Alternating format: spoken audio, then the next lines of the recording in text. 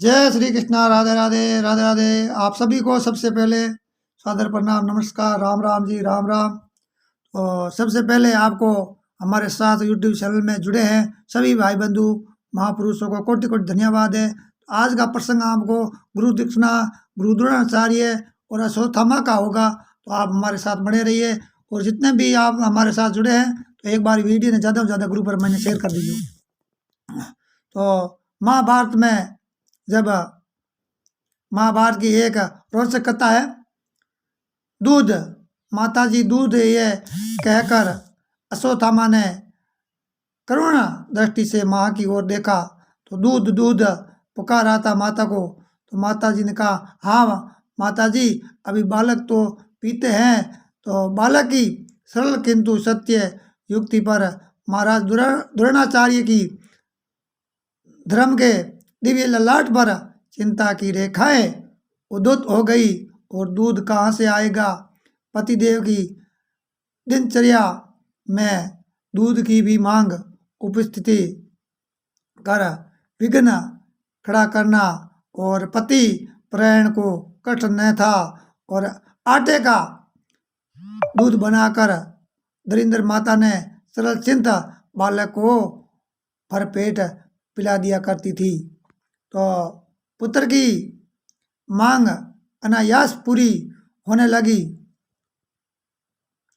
एक दिन जब अश्वत्थामा ने आटे का दूध पीने का पात्र मुख से लगाया तो अचानक ही तपस्वी द्रोणाचार्य आ निकले। क्या है अश्वत्थामा? गुरु द्रोणाचार्य ने पूछा। अश्वत्थामा ने, बेटा तुम क्या पी रहा है?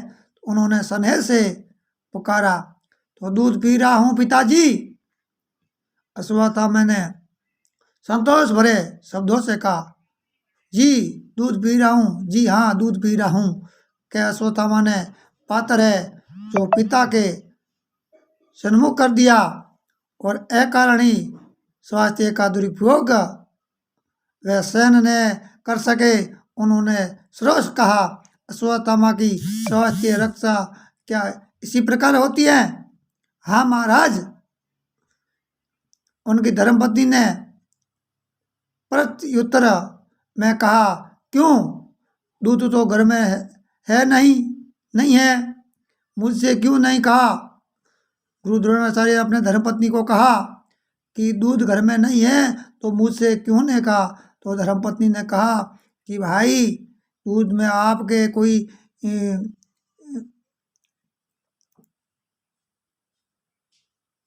तो आपके एकांत अध्यापन कार्य में दूध जैसी सामान्य वस्तु को लेकर अंतराय उपस्थिति करना क्या उचित होगा? फिर आप ही क्या करते?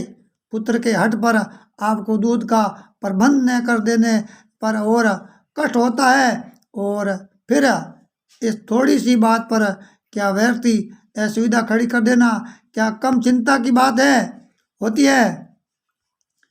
यह कहकर प्रतिपुराण रमणी ने भयभीत हरण की भांति आचार्य को देखा तो उनका क्रोध उस दृष्टि में समूल विलीन हो गया और उनके स्थान में अपनी दरिद्रता का निरव दृश्य क्षण भर के लिए ही महर्षि की आंखों में प्रादुर्भूत हो गया।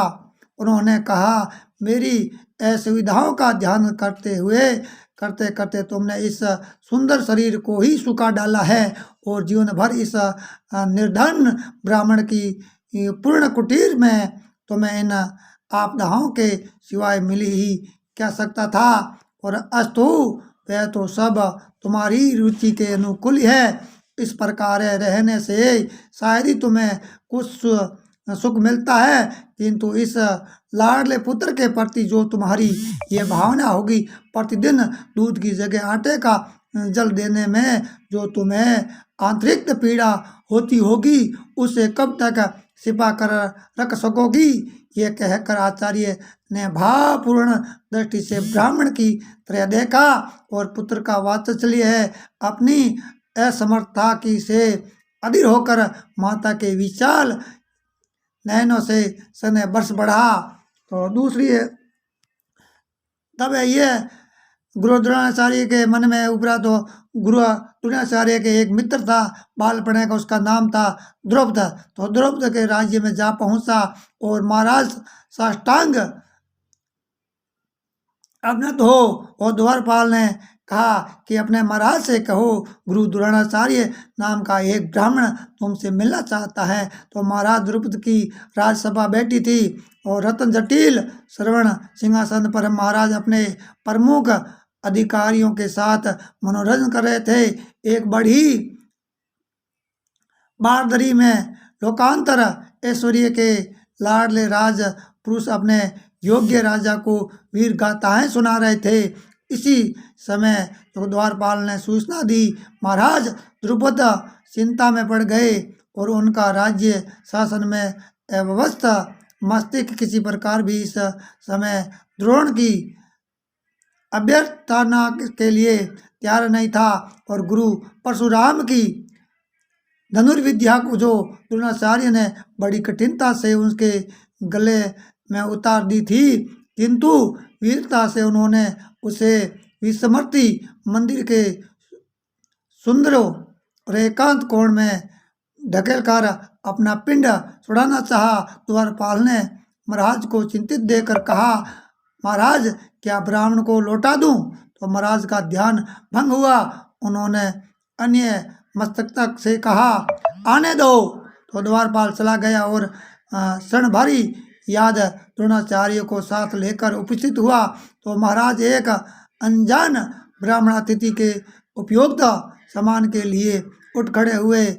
निर्दिष्ट आसन पर बैठते हुए आचार्य ने द्रुपद का अंतर देख लिया और अपमानजनक जन्य क्रोध से उनके होठ दांतों में दब गए। कुछ देर बाद ही द्रुपद ने लोक नीति के अनुसार प्रश्न किया, तपस्वी विप्रवर किस उद्देश्य से यहाँ पधारे हैं? तो अवस्थिति होकर आचार्य ने कहा, द्रुपद क्या तुम मुझे भूल गए हो? महाराज मुझे ध्यान नहीं आता है आज से पहले कभी आपको देखा हो।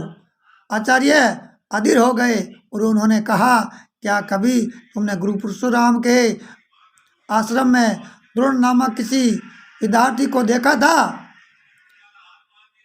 बड़ी देर तक समर्थी सागर को उथल पुथल कर द्रुपद ने कहा, संभव है, किंतु वह तो कुछ ध्यान रखने लायक बात ही नहीं थी। इस अपमान पर क्रुद्ध आचार्य ने कहा, कर्तघन त्रोवत ये सारा ही बल, ये सारी विद्या क्या उसी के द्वारा उपार्जित नहीं हुई जिसे आज तुम जानकर भी भूल रहे हो? द्रुपद का अंतकरण भीतर ही भीतर कर्तघ्नता के पाप से आंदोलित होने लगा। उसे घुमाकर उसने कहा, गुरुजी के आश्रम में तो द्रोण एक साधारण विद्यार्थी था, वह स्वयं कुछ विशेष उपार्जन न कर सका तो ब्राह्मण भी वीर विद्या में पारंगत हो सकते हैं। ये वचन तो केवल गुरु परशुराम को ही लेकर उपवाद हुआ है। तो आचार्य ने कहा, अच्छा वीर राज ऋषि, क्या कभी तुम्हें उस साधारण द्रोण विद्यार्थी से ये कहने का अवसर मिला था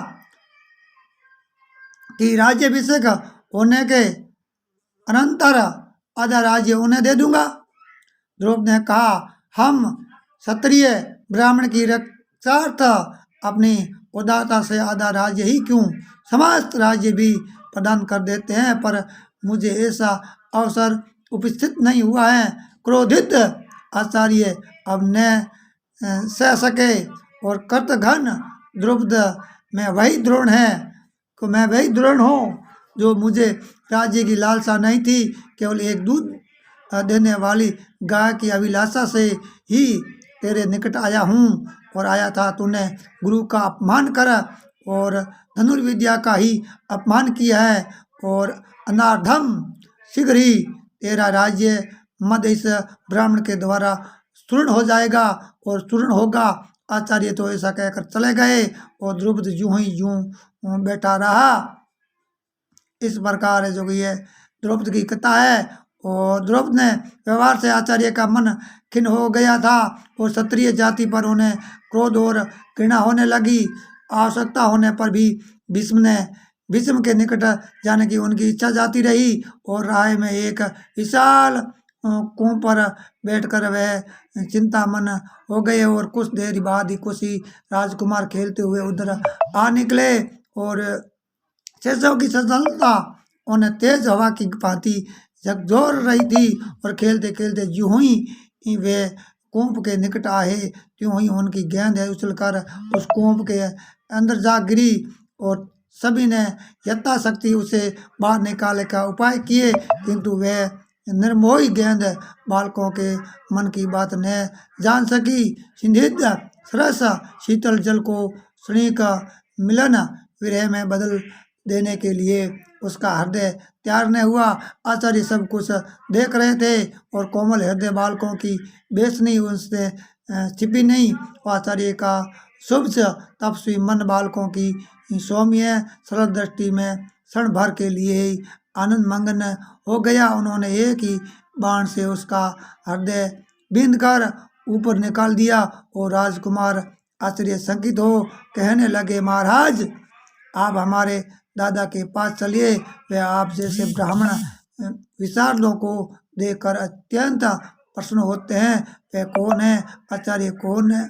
आचार्य ने कहा कि भीष्म पितामह है। ओहे, वह तो मेरे गुरु भाई हैं, सहाध्यायी।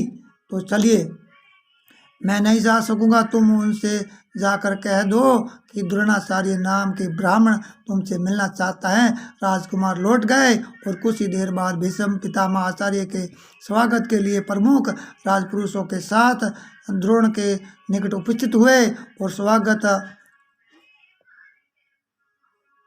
के अंतर में भीष्म पितामह ने कहा, आचार्य जी, ये राजकुमार आपकी धनुर्विद्या से प्रभावित हो गए हैं, इन्हें शिक्षा देकर वीर बनाइए। ये और राजकुमार सभी प्रकार से जो धनुर्विद्या सीखना चाहते हैं। तो इस प्रकार है जो को ये कथा आपको मैं सुनाई है, आपको सुनकर कैसा लगी है कमेंट करके जरूर बताना। जय श्री कृष्णा, राधे राधे। अगला हिस्सा जो कल आपको सुनाएंगे। तो दीजिए मैंने इजाज़त, और बढ़िया लगी हो तो लाइव कमेंट शेयर कर दीजिए, यूट्यूब चैनल सब्सक्राइब कर दीजिए। जितना भी ग्रुप है तो दीजिए मैंने जय श्री कृष्णा, राधे राधे, राधे राधे।